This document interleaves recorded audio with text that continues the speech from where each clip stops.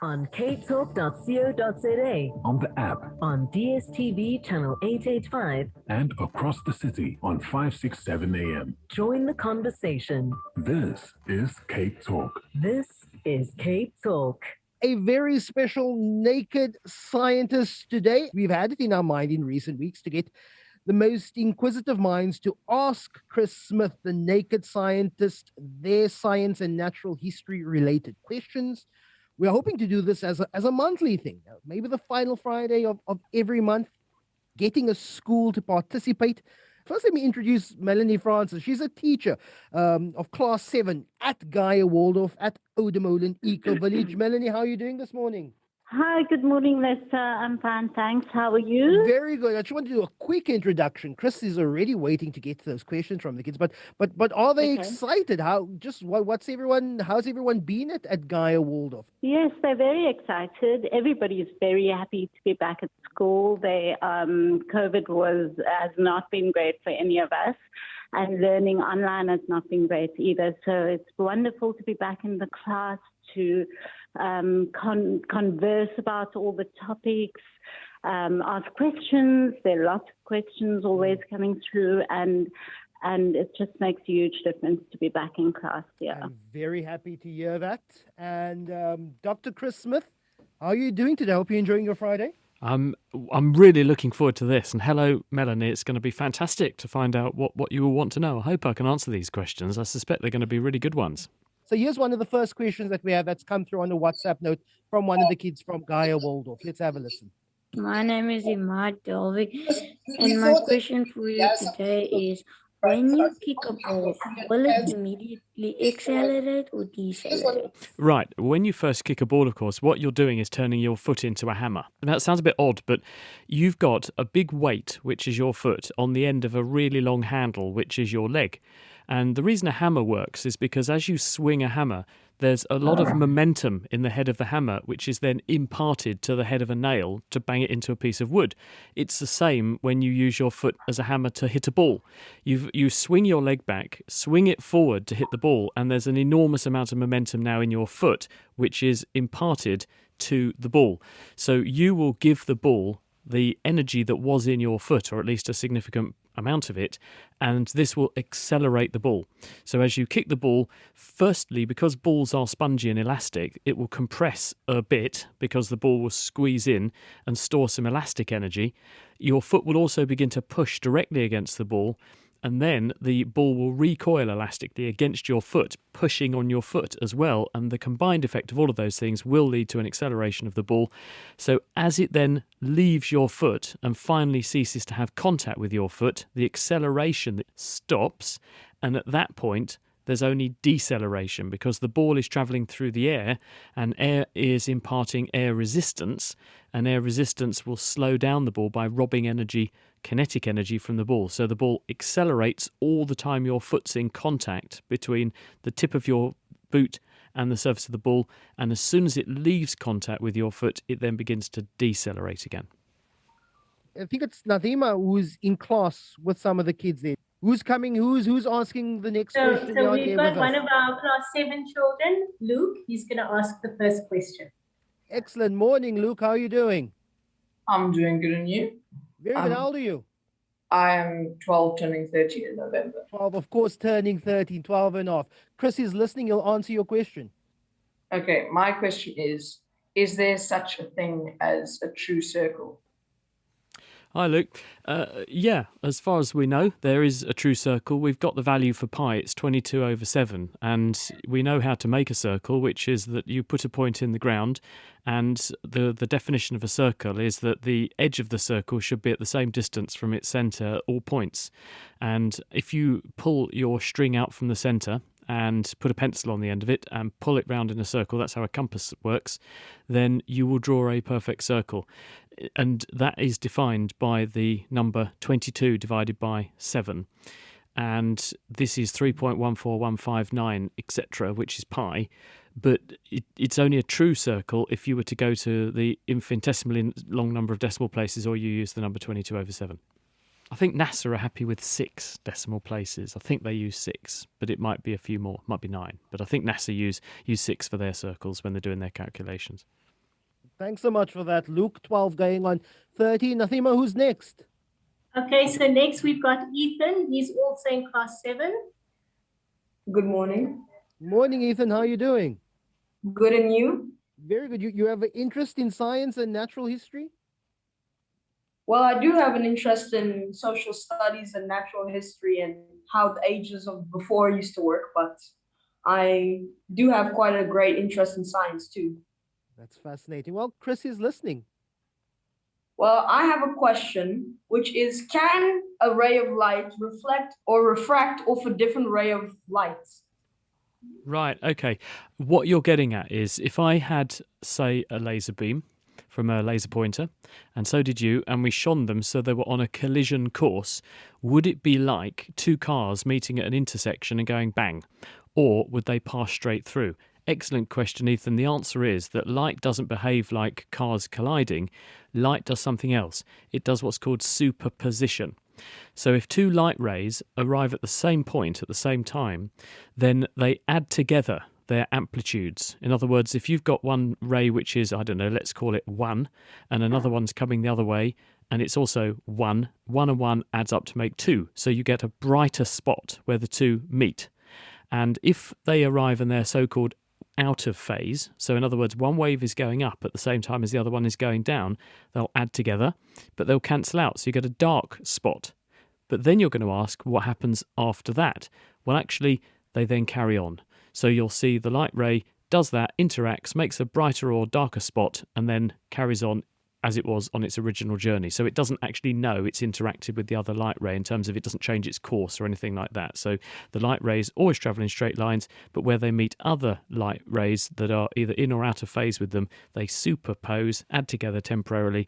You see the product of that superposition, and then they carry on.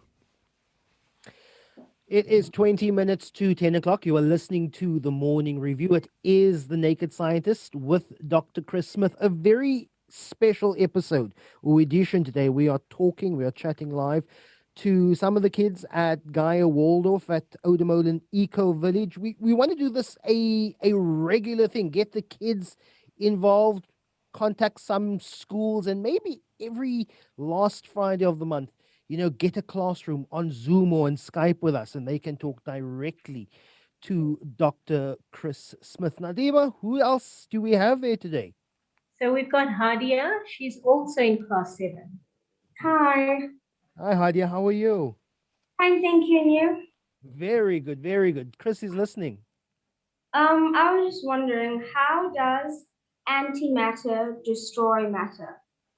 Hello, Hadia. The answer These to are this, PhD level questions. the answer to this very difficult, extremely advanced question is that matter comes in, or stuff, material comes in two flavors, matter and antimatter. So it's a bit like having a mirror image. You've got the matter version and the antimatter version, and the two are mirror images of each other, and when they meet each other, they annihilate and they turn into energy. Now, this sounds theoretical, but it's actually absolutely the reality, and we use this in medicine all the time.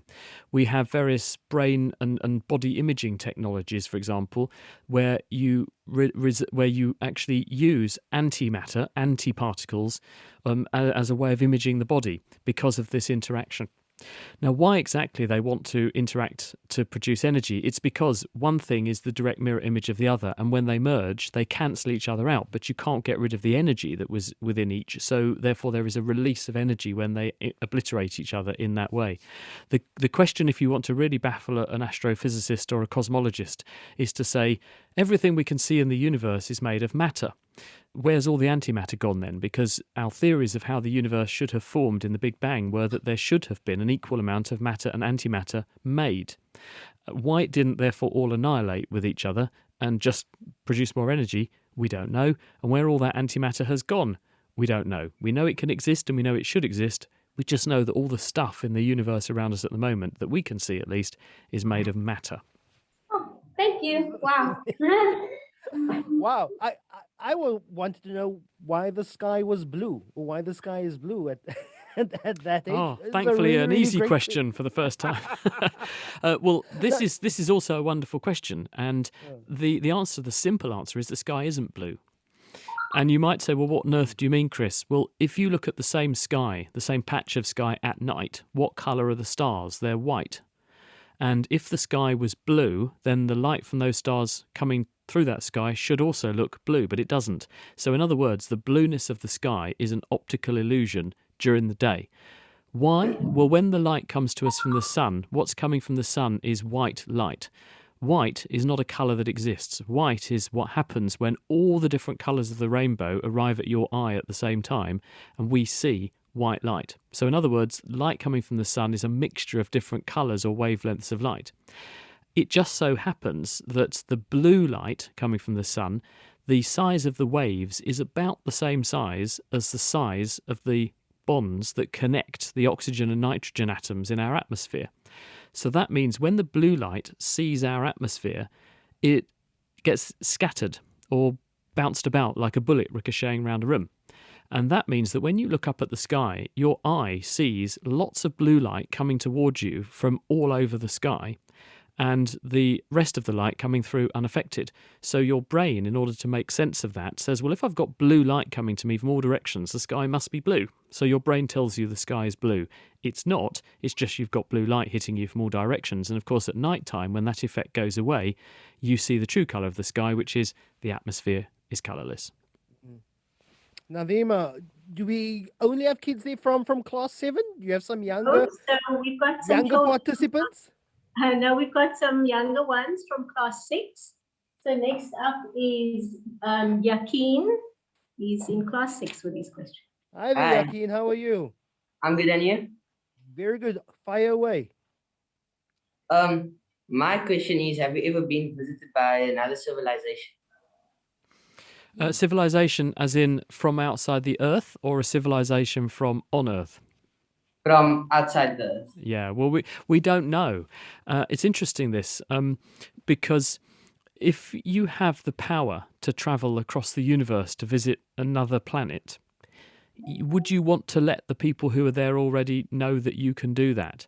You probably, for various reasons, wouldn't. In the same way that when we go on safari, we try to do minimal damage and we try to interact minimally with nature so we don't spoil things. I think any civilization that's sufficiently advanced to have conquered the ability to travel across space and time would probably be aware of the consequences of interfering, and they probably would take steps not to do that. So they wouldn't let us know if they had come. But it still makes for juicy Hollywood movies and good yarns to tell at parties that there are already people here from other civilizations. But personally, I don't believe that's possible. Okay, so next we've got Maya. She's in class 6 as well. Hello, Maya. How are you? Good, and you? Very good. You enjoying school? Yeah. Excellent. Chris is listening. I would like to know if time travel will ever be possible. Hi, Maya. Time travel is indeed possible. We're all time travellers. We're going forwards in time at the rate at which the time ticks. That's the crafty answer to your question. As one person said, we can travel in time, but we haven't found the reverse yet. So we can't go backwards, but we can go forwards. Now, Stephen Hawking famously said a few years back, I don't believe time travel is possible because otherwise we would have been invaded by tourists from the future.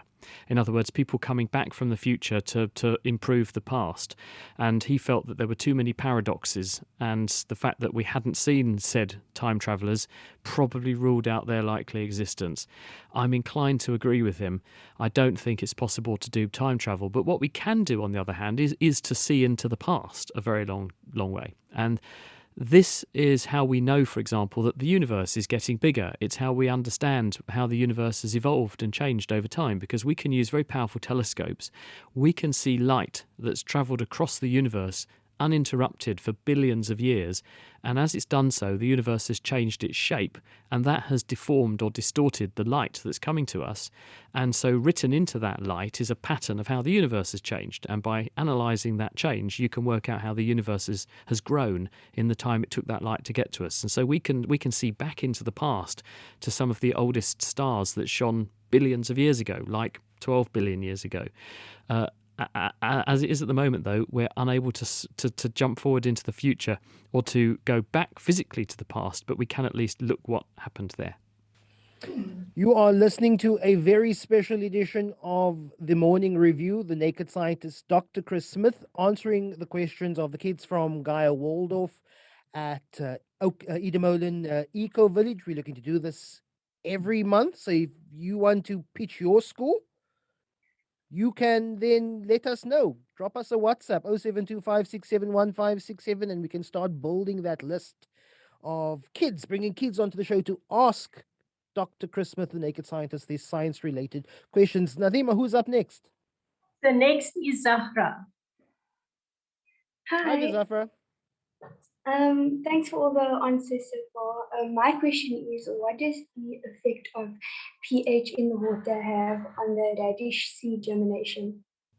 Well, the answer is that the seeds of anything will germinate under ideal conditions. And the ideal conditions are a pH which is not too acid and not too alkaline, because if you make the pH excessive, that's not good for the stuff that the seeds are made of or the stuff that they need to make. The best conditions are going to be a pH probably about 7 or thereabouts. So the answer is, if you made it too acidic, they wouldn't germinate, and if you made it too alkaline, they wouldn't germinate. It has to be like Goldilocks' porridge. It's got to be just right. And the seeds for any plant, if anyone ever asks you this question, the answer is they will grow best and they will germinate best at the pH at which they have evolved to grow. So in other words, it's a self-fulfilling prophecy. Some plants do tolerate very acidic conditions. And for instance, plants that grow on peat bogs, where there's waterlogged soil, there's low oxygen, it's lower pH. Other plants will grow very well on heavily alkaline, very chalky soils. Around sort of northern parts of South Africa and Joburg, for example, you will get very chalky soils there. The pH is quite high. Plants that grow there are well adapted to those conditions. So it's really where that plant naturally grows. You will find those sorts of conditions are ideal for it to germinate, and any departure away from that ideal will mean it won't necessarily stop it, but it might not grow as well or germinate as quickly and as efficiently as if the conditions were optimal. Chris, we're going to go to some of the voice notes now that the kids have sent in. A truck filled with birds sitting on its floor be heavier than a truck with the same birds flying around inside? Wow. Yeah, this is a classic one. Well, let's think about the birds flapping their wings. Newton, about 350 years ago, came up with 3 laws. And one of those laws is that for every action, there's an equal and opposite reaction. So the way a bird is flying is that the wings of the bird are pushing air downwards. And if you push air downwards, then the air pushes up on you. But the air is still moving downwards. And the air can't not move downwards, so the air will then hit other things which either stop it going downwards or they're accelerated downwards as well. So in other words, the force down is transmitted onto the container. So when the birds all fly up in the air, they're pushing down on the container indirectly through the air. So even though they're flying, the truck is still effectively supporting them. Whereas if they're all sitting on the ground, then obviously gravity is accelerating them downwards at the same rate that they would have to oppose if they were flying. So actually there would be no net change in the mass of the truck. These are some really serious questions that are being asked, Chris. It's far complicated. I'm going to have to put in a bigger bill for this week, because this is giving me a run for my money.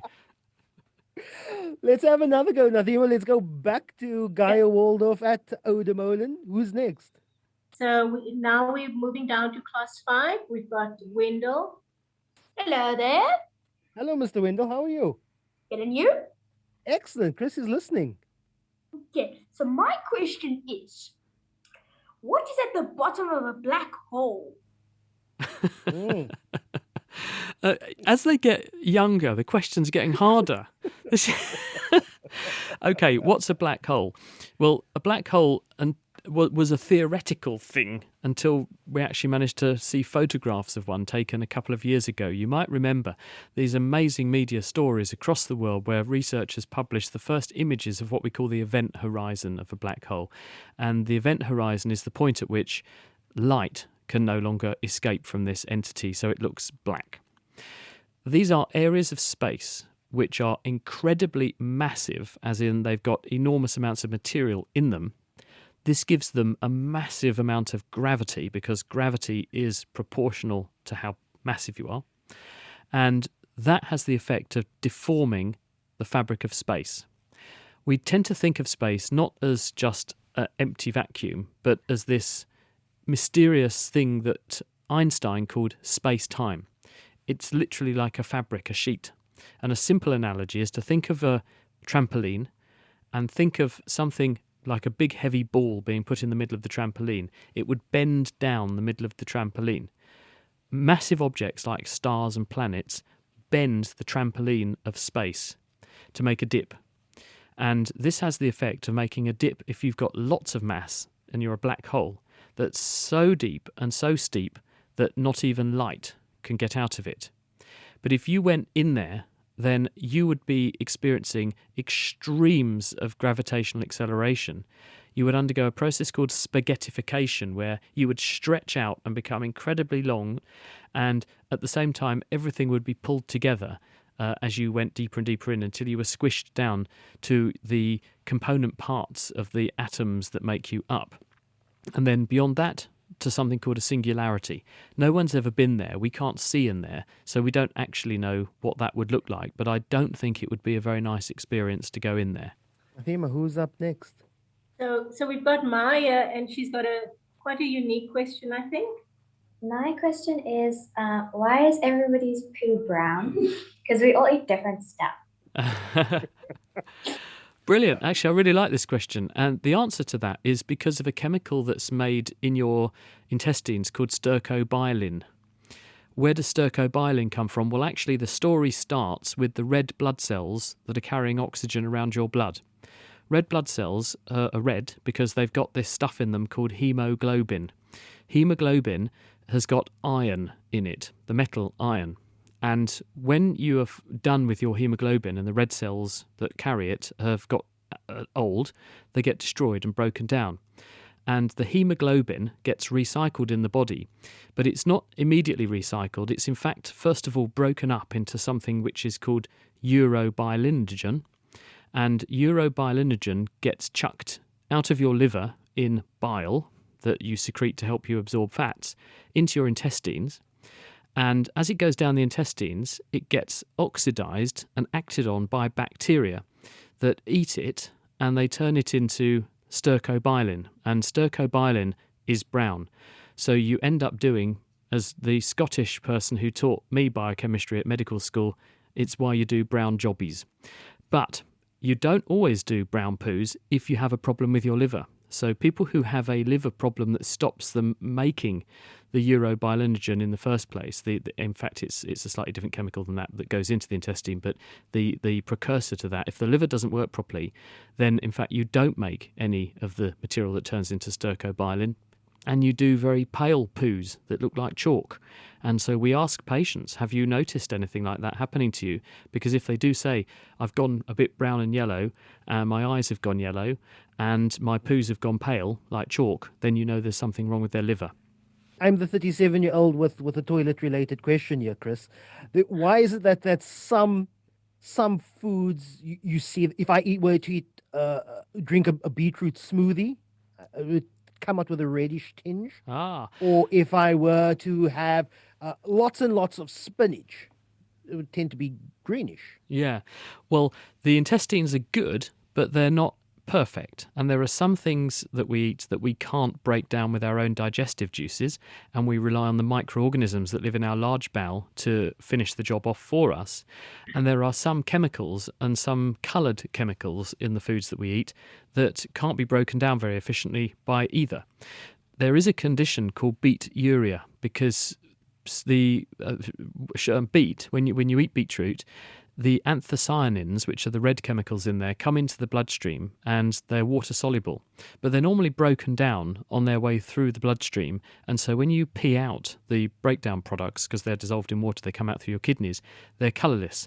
But in some people, they have a particular change to a particular gene that's involved in the bit of your metabolism that breaks down those coloured chemicals, and you can't break them down. And the result is that you actually pee out and poo out red stuff.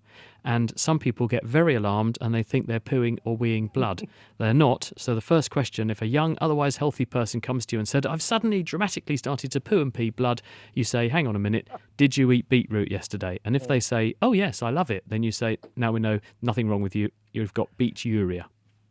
And unfortunately, that's all we have time for. Chris, how did you find this? Very hard. With Very the kids? hard. I'm going to have to go and cool off and have a cold shower now and read more books. Nadiba and the kids at Gaia Waldorf, thank you so much. All the best from us. Thanks for being our first guinea pig here on the show. We hope to do this regularly here on the Morning Review. Thanks so much, guys. Bye. Thank you. Cheers, Chris. See ya. See you next time. Bye-bye.